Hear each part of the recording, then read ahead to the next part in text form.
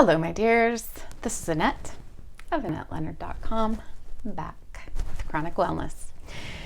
Thanks for being here with me. I am recording this near the end of May, and I would be remiss if I did not talk about the fact that May is Myositis Awareness Month. And you're like, what's myositis? Well, let me tell you.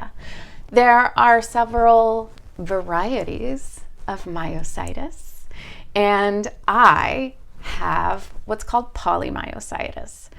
And polymyositis, to the layperson, might be called muscle wasting disease. And it is an autoimmune disease that sends little blastocysts into the smooth muscle tissue of my cells. So that means the muscles that are connected to bones primarily, and goes into those muscles and bursts the fibers of the muscles, and they just dissolve right off of you.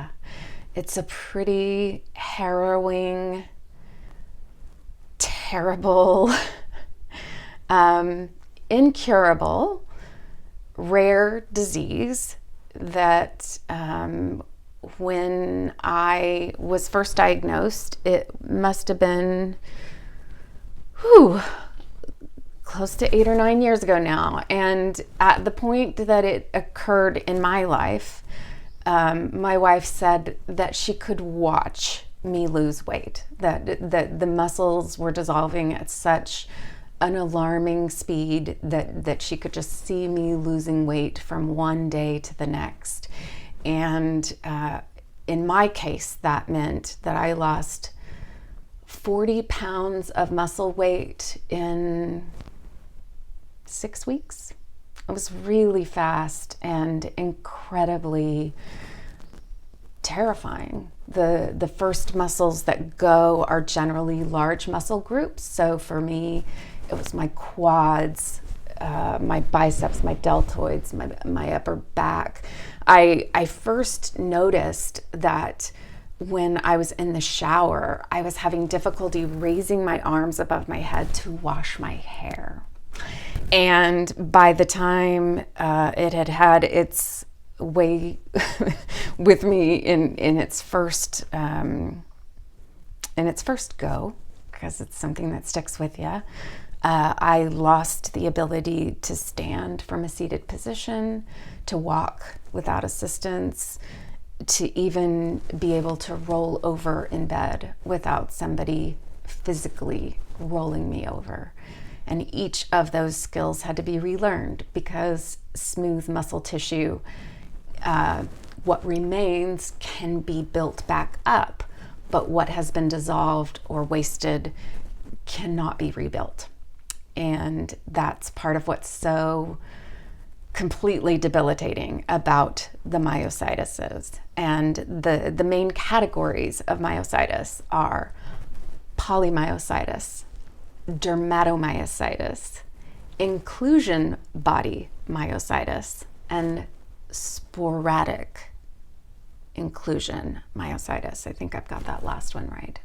There's also juvenile onset of some of these, and each one of them includes some amount of muscle wasting and has its own terrible consequences. And they are rare enough that there is only one FDA-approved medication to try to address them. In my case, it was not successful at halting the progression of the disease.